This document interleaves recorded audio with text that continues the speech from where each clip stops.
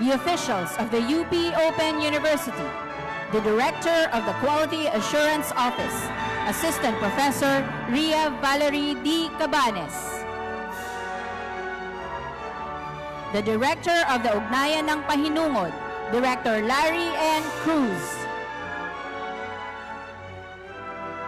the Director of the Office of Gender Concerns and Member-at-Large of the UPOU Executive Committee, representing the Faculty of Management and Development Studies, Assistant Professor Maria Lourdes T. Harabe, the Director of the Center of Open and Digital Teaching and Learning, Associate Professor Juvie Lizette M. Hervasio, the Director of the Information and Communication Technology Development Office, Associate Professor Reynald Irian D. Pugoy,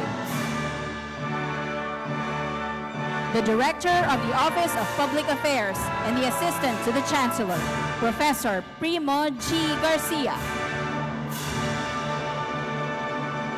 the Executive Committee Marshal, the Vice Chancellor for Academic Affairs, Associate Professor Aurora V. Lacaste,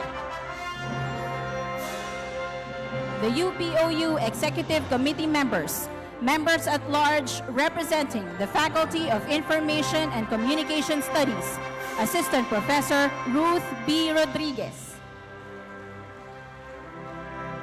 the Dean of the Faculty of Management and Development Studies, Associate Professor Filaflor F. Tailan, the Dean of the Faculty of Information and Communication Studies, Associate Professor Roberto B. Figueroa, Jr., the Dean of the Faculty of Education, Assistant Professor Charis T. Reyes, former UPOU officials, former Dean, Professor Emeritus Inocencio E. Buot, Jr., former Dean and former Vice Chancellor for Academic Affairs, Dr. Teresita I. Barcelo,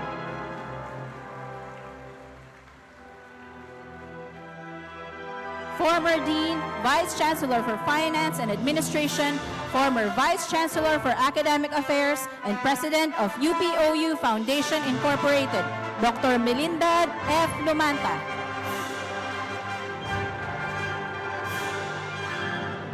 former UPOU Chancellor and Director, TVUP, Professor Emeritus Grace Javier Alfonso,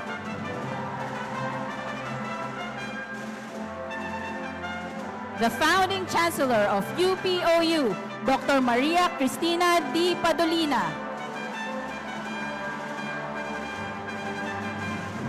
the UP officials and deans of UP constituent universities, the University Registrar of UP Diliman, Dr. Rowena Quinto Bailon,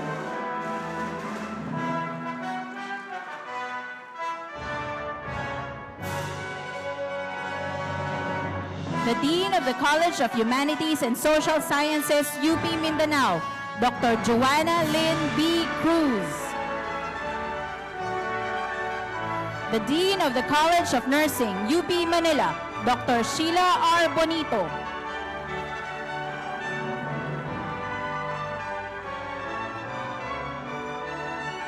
the University Assistant Vice Presidents, the Assistant Vice President for Renewable Energy Development and Management for Southern Constituent Universities, Dr. Fernando O. Paras, Jr., the Chancellors of the Constituent Universities, the Chancellor of the University of the Philippines, Baguio, Dr. Joel M. Adawe, the Chancellor of the University of the Philippines, Visayas, Dr. Clement C. Camposano, the Chancellor of the University of the Philippines, Los Baños, Dr. Jose V. Camacho, Jr., the University Vice Presidents, the Vice President for Digital Transformation, Associate Professor Peter A. C.,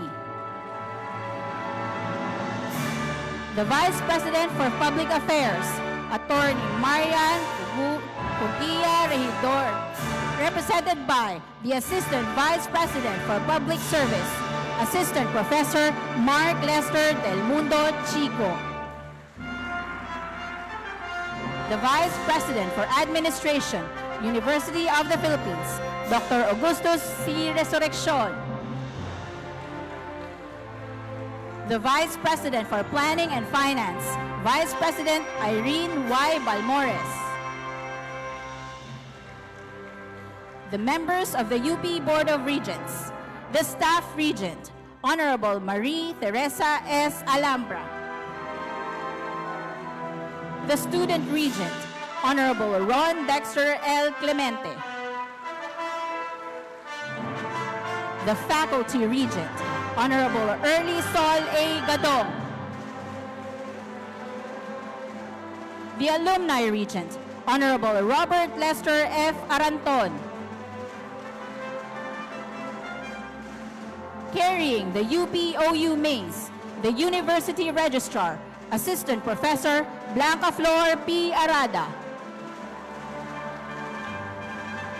The Chancellor of the University of the Philippines Open University, Professor Joan V. Serrano.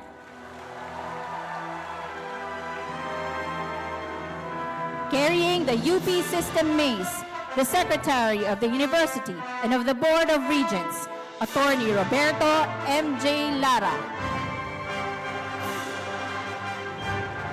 The President of the University of the Philippines System and the co-chairperson of the UP Board of Regents, Honorable Angelo A. Jimenez.